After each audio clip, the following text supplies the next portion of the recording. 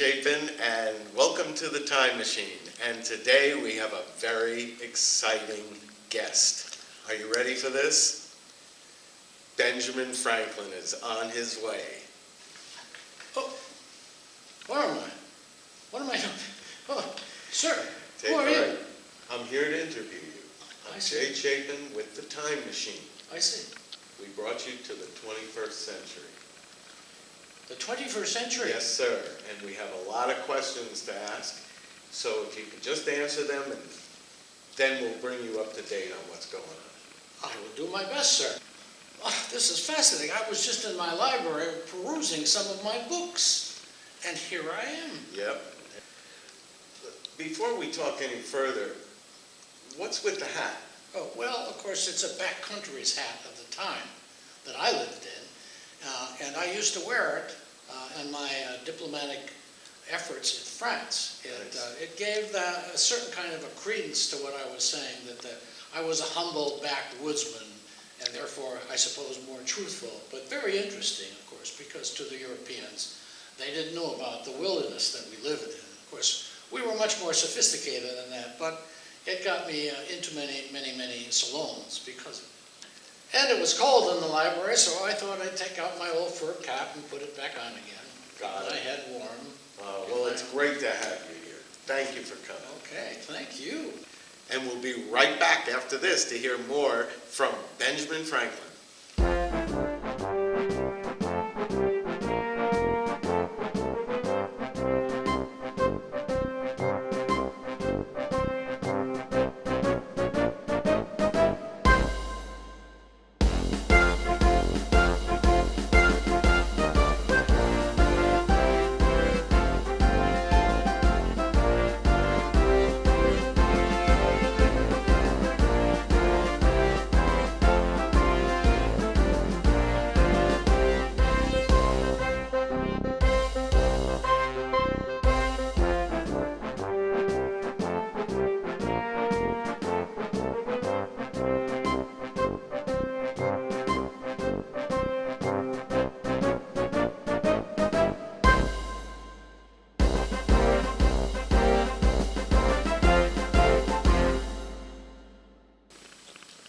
Wow. We're here with the famous Benjamin Franklin, the same guy you know from the $100 bill, and I'm very excited to see you, Mr. Franklin. Well, it's good to meet you, Ray. I'm not sure how I got here, but here I am. The name is Jay. Oh, yes. Oh, it's Jay. Yes, Jay. Yes, it's Jay. And I have so many questions. I wrote down a bunch of questions. If I ever meet Benjamin Franklin, this is what I want to ask you. And you obviously don't know, but I wrote a book about you. Oh, you did? Yes. And it's actually a fictional book. What happens when Benjamin Franklin is time traveling from his time, your time, to the 21st century? What would happen to the rest of history? And it's a great book about a man who tries to save his wife from the 9/11 attacks, and he is one of the great-great-great-great-grandsons of Benjamin Franklin. I see. Oh, So, little did I know. But I appreciate it. Thank you very much. Well, thank you, Jay. Thank you for the book. But exactly, how did I get here? well, we have new technology for time travel, and we're going to have a lot of guests, and we wanted you to be the first one. Well, thank you very much. So we're very excited to have you here. Thank you for the book. And I've got a lot of questions for Well, you, if you ask away, if you would, sir. because we have a lot of you in the history books, but I want to kind of see about the real Benjamin Franklin. So I've got my list of questions. Are you ready? I am, sir. All right, let's start with this. What do you consider to be the most significant events in the early part of your life? I think I'd have to say the indenture to my brother James as a printer, because in that option I learned the business of printing. I learned that, which became my future career. I was also given an opportunity, because in the printing business, to extend my education, to read books. I also had the opportunity to improve my writing style. And for example, one of the things I did do, I snuck it in on my brother, I produced some stories by an autonomous, a fictitious person called Do-Good, all right, Silence Do-Good. And I pushed them under his door, and he and his friends liked them so much, they published in his newspaper. And then finally, I learned in that process some leadership. When he no longer could print the newspaper because the authorities said he was too contradictory, if you will, he made me the editor. Now, of course, therefore, he had to cancel my indenture, but secretly required me to enter into another one. And finally, as a result of all those, and I have to admit, because of both his physical and his verbal abuse of me, I began to learn for myself and how much I hated arbitrary power and him. And so I left. I left him, I left my indenture, and I traveled to Philadelphia. You went to Philadelphia. So then that leads us to the next question is, what did you do when you first arrived there? Well, when I first got there, I only had a few pennies in my pocket, a few rolls under my arms. I proceeded to get a job working with Samuel Kuyber, who was again a printer there. Okay. And I went to work there, again honing my skills in terms of that. And I went to live with the father of my future wife, Deborah Reed. Right. And I proceeded basically to, expand my relationships, expand my experience in printing. Even, for example, I met the governor of Pennsylvania, who became a friend of mine. I got you. All right. Well, so you started traveling to London a lot in your life. What were the circumstances surrounding your first trip?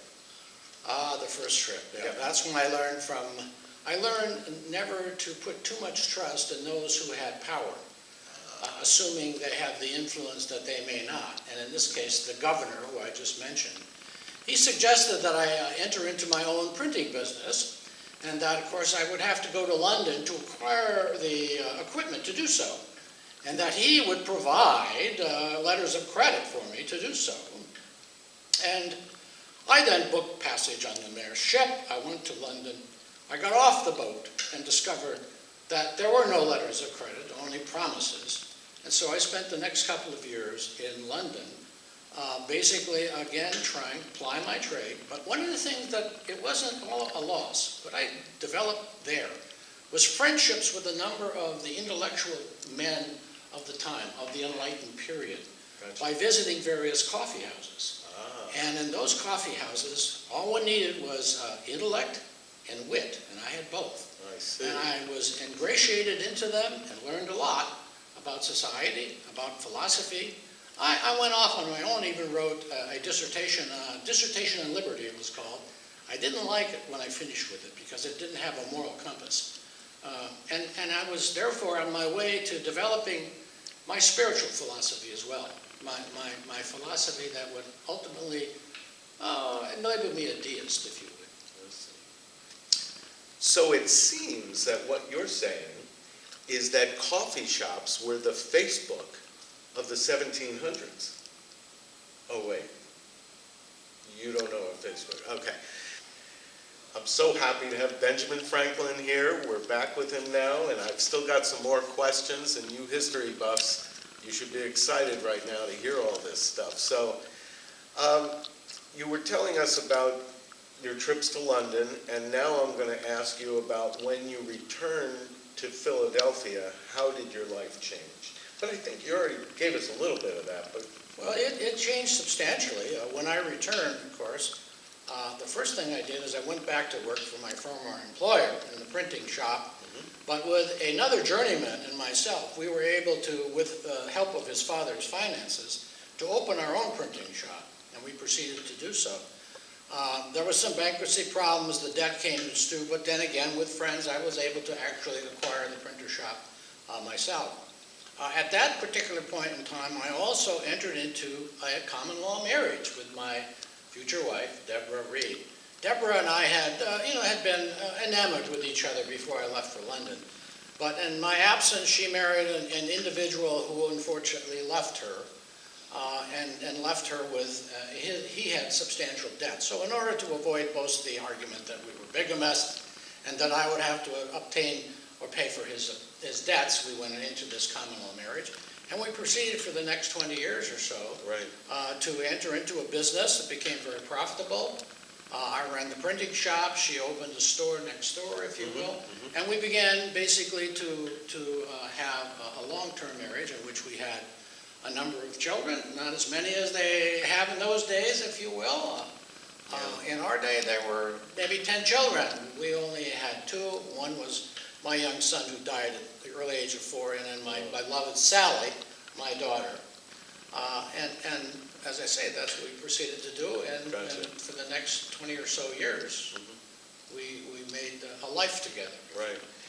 I heard that Deborah wouldn't travel with you because she didn't like the water. That's she true. Didn't like That's going, true. so That's she true. never That's went true. with you. She never did, and that's part of where we probably made a change in our terms of our lives together. Right. All right. So your education. Tell me about that. Well, it wasn't much in terms of a formal education. I only had about 4 years of grammar education.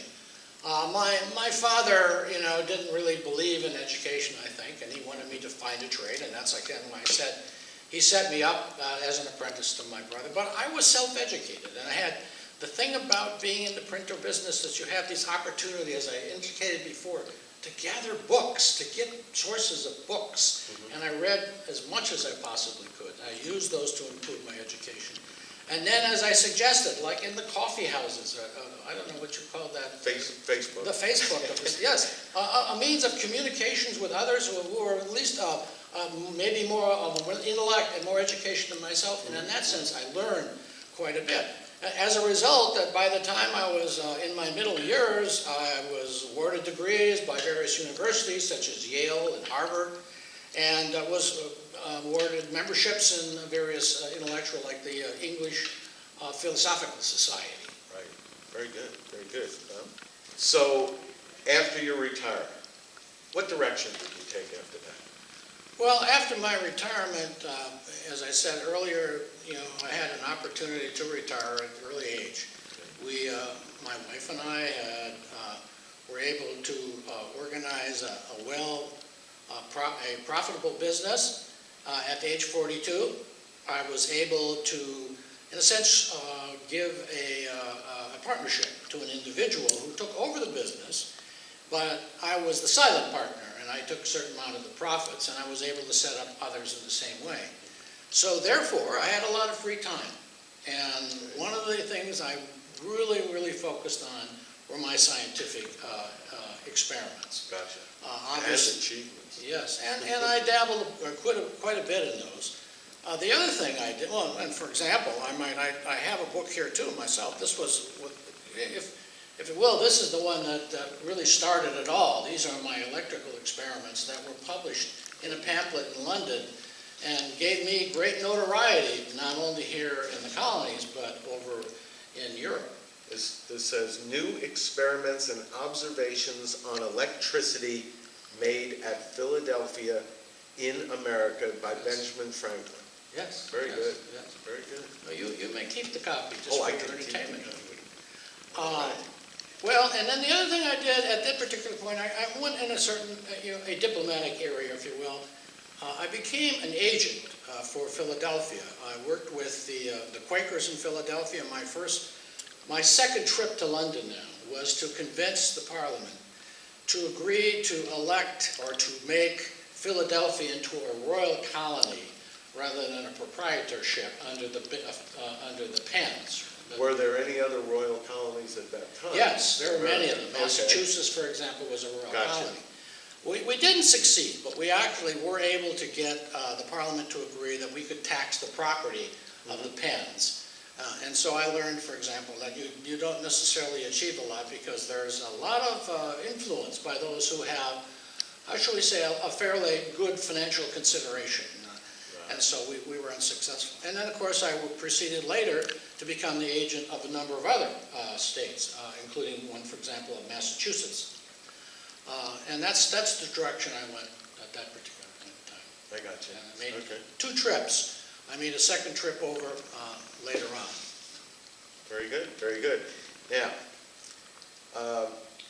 politically speaking here, you had early political views and diplomatic achievements, and tell me about how that all got started and how it Well, I guess one thing I would say is that one of those, as I say, one of those trips over, I became, of course, the representative of the colonies, because I represented 2 or 3 of the colonies per se. And one of the things that came about, of course, during my tenure over there as one of those representatives was the Stamp Act. I had actually suggested that the Stamp Act would be an acceptable tax because it wasn't a direct tax, and I actually suggested a friend of mine to be one of the collectors. Well, of course, I then learned of the unpopularity of that tax, and I had to make every effort to try to regain my reputation by attacking it again in so doing. But again, the whole point of all this is that I believed that we could solve our problems with the king and with England, if you will, by eliminating those contentious individuals which were the cause of the problem. I still believed myself as an Englishman. And as an Englishman, I felt there was a solution to this. And for example, then what happened is that I came into possession of some letters from the governor of Massachusetts, his name was Hutchinson, to his lieutenant governor. And they were criticizing the colonists and proposing very austere penalties that should be imposed upon them. And I thought, again, here is one of these contentious individuals. So what I did is I provided it to the Assembly of Massachusetts, and it became public. And as a result of those letters, which caused an uproar in London, as well as, of course, at the same time, the so-called Tea Party occurred in Boston, Massachusetts. Right. I was pulled before the Privy Council, and I was, shall we say, verbally accused and abused by not only the Solicitor General, but all of those men in the audience who I had always thought were friends of mine, and who at one point in time I thought I might be one of them. Right. So I went into that Privy Council, and in the cockpit, by the way it was called. I went in as an Englishman, but I came out as a rebel. Gotcha. And that's when I changed. At that point in time, by the way, my wife had died. It was the end of my 3rd sojourn to London, and I decided it was time for me to go home. And I did. Gotcha. About the time that the revolution broke out. Right. So there were a lot of people here in America, not just you, that felt the same way, obviously. Exactly. Yeah. Of course. Well, I appreciate what you did. Thank you. All right. Okay, well, let's take another break right now, and I have a feeling it'll be something more about you. We'll be right back.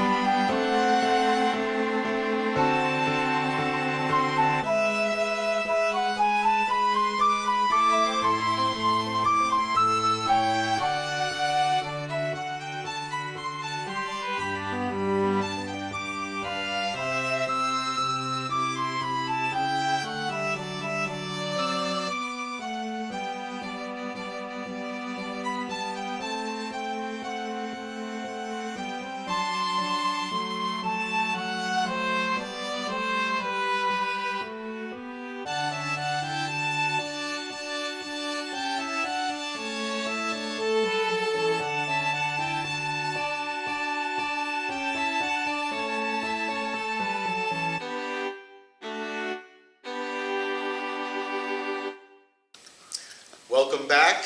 We're here with Benjamin Franklin. He's telling us some fascinating stories. Now, you may or may not realize this, but right now in America, you know, we've had freedom now for over 200 years, and we're very thankful to you and all the men that did that stuff for us. So thank you very much. I sure appreciate it. Now, what would you say is your greatest diplomatic achievement? I know what it is. Let's see. Well, I hope it's the same. But clearly in my mind is, of course, when I returned to the United States, I became, I may be getting ahead of myself here, I don't know, but I became a diplomat for the colonies to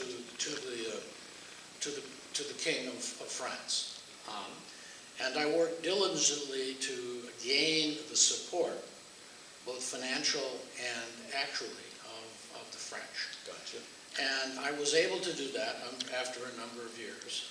I might say, despite the intervention of people like John Adams, who unfortunately caused me more problems than he did benefit in my efforts. But as a result of the fact that they loved me, they respected me, they loved the fact of my intellectual and my scientific experiments and achievements. And of course, I was able to use this kind of colonial backwoods image, you know, to ingratiate myself in that, wearing of course, my backwoods fur cap, which became a symbol, that was very much appreciated and wound up in various kinds of potteries and whatever in France. But again, as a result of those efforts, working diligently, not pressing them, but encouraged them, we were able to get financial aid, we were able to get arms and munitions, we were getting equipment and clothing. Then finally, after the Battle of Saratoga, I was able to convince them it was a winning proposition, and we finally got a formal treaty of alliance. Now, I have a very important question for you. The kite and the key. That made you very famous. Now, I believe that you and your son William worked together on this. Tell us about it. Well, of course, I will. By the way, as a memento, I always keep the key attached to my person here, as a memento. But the story is this, of course. I'd always theorized that electricity was a natural occurrence. And so the whole point of the experiment was to prove that fact, that assumption. Right. And of course, the problem in Philadelphia was that I probably would have needed a tall church spire or something to that in order to attract what I assumed was coming from the lightning, because that's where I assumed the electricity was coming. And we didn't have that many. And so it struck me, working with my son, a kite might be the idea. So we fabricated it out of silk, of course attached the appropriate strings to it, and then the key fell off the end. Now we did it in the middle of the night, I might add, and of course we had to pick a rainy night, because I have to admit, I felt I was afraid of failure, and I didn't want anyone to witness my failure. But my son William helped me, and at first it was a failure. The lightning came and nothing was happening. And then after a number of strikes, finally it hit the string of the kite. And of course it traveled down, and I was able then to see the spark go between my thumb and the key.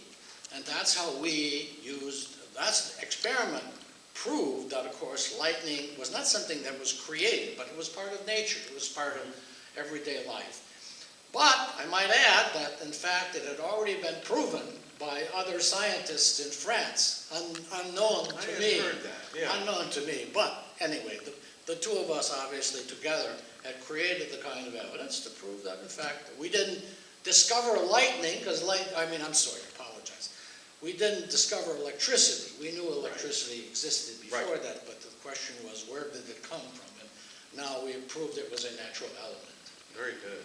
And thank you for that, too. You're welcome. And we're back right now with Benjamin Franklin. I'm so excited. Thank you for coming. Do you have any questions for us here about the 21st century? Well, you know, it's very difficult to come up with questions since I don't know much about your century. I look back on mine and think, well, what is the most disagreeable part of it? I have to admit, it's the outhouse and, you know, how we dealt with, if you will, those movements required. Right. Have you made any improvements in that area? Yes. Indoor plumbing, toilet paper. Toilet paper. What is toilet paper? Toilet paper. I wish I had a role for you. Oh, well, I'm sure. Well, I tell you what, I got an idea. After the show, let's go walk the streets. I'll show you everything that we got here. Sounds good to me. Thank you very much. All right. I would enjoy it. Sounds good. But you can use the bathroom on your own. The bathroom. Our formal Oh, outhouse. I yes. see, I see. Okay, Well, thank you so much for coming today. Well, It's been just a pleasure. Pleasure to meet you too, yes. And maybe he can come back one day. Yeah. Anyway, we have plenty more historical features coming your way, and come back real soon, okay? And this key, I'm almost having a heart attack without it. Maybe I can take it with me? No, all right, you can keep it. Anyway, thanks again for coming. All right, thank you. Appreciate it. You're welcome, I'm sure.